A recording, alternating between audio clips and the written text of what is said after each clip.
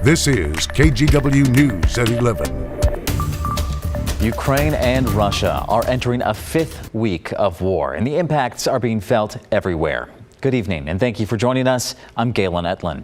President Joe Biden delivered a forceful address in Poland today, vowing to punish Vladimir Putin for this violence. We will have a different future, a brighter future, rooted in democracy and principles, hope and light, of decency and dignity, of freedom and possibilities. For God's sake, this man cannot remain in power. Now, while that comment there did sound like President Joe Biden was calling for a regime change in Russia, White House officials quickly clarified that was not the stance. They said, quote, Putin cannot be allowed to exercise power over his neighbors. The president also warned Russia to stay clear of NATO territory. Earlier in the day, the president met with Ukrainian refugees in person. He spoke with children and mothers and shared what he heard from those who left family behind to fight. Each one of those children said something like, say a prayer for my dad, or my grandfather, or my brother. He's back there fighting. And I remember what it's like when you have someone in a war zone. Every morning you get up and you wonder. You just wonder. You pray you don't get that phone call. And they're an amazing group of people. Now, as the president discussed the Ukrainian refugees' message, the State Department announced plans for an additional $100 million in aid. Secretary of State Anthony Blinken said that will help with Ukrainian Ministry of Affairs, civil law enforcement functions, and government infrastructure. A piece of Oregon is in Ukraine, helping the everyday people impacted by this war. Corvallis, turns out, has a sister city there. And once war broke out, people here knew they wanted to give back. We're in it for the long haul. We've been there 30 years. Members of the Corvallis Sister Cities Association boarded a plane Thursday with 10 suitcases of emergency supplies in tow. Packed with medications, medical supplies, socks, clothing, hygiene kits. Delta waived about $2,000 in luggage fees as volunteers headed to their sister city, Uzhhorod, in western Ukraine. It's been an overwhelming outpouring of support from Corvallis. Alice Rampton with the Corvallis Sister Cities Association says supplies are being taken to refugee centers like these, helping those escaping from more violent areas. Uzhhorod is safe right now, but people are scared. They're just wondering what will happen the next day. The Corvallis organization has raised about $200,000 for relief efforts, but also, you are not alone. Art by local youth is being brought to displaced refugee children to help brighten spirits in a dark time. Here's another.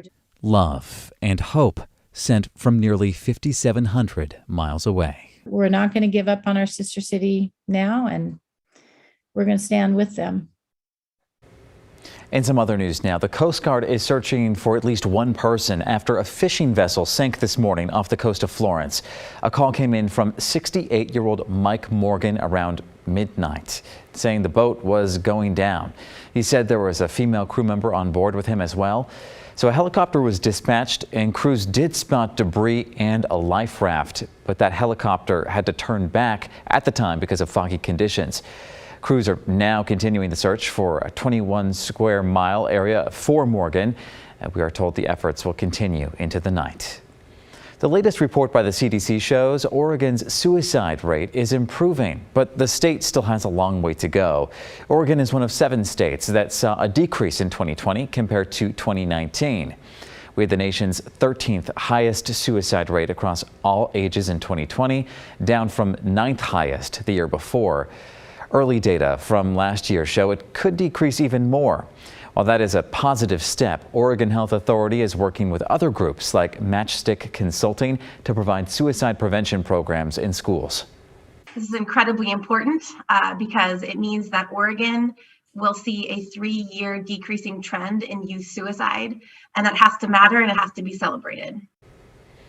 Now, if you or someone you know needs help, there are always resources waiting for you. You can reach out to this number here on your screen 24/7. That's a suicide prevention lifeline.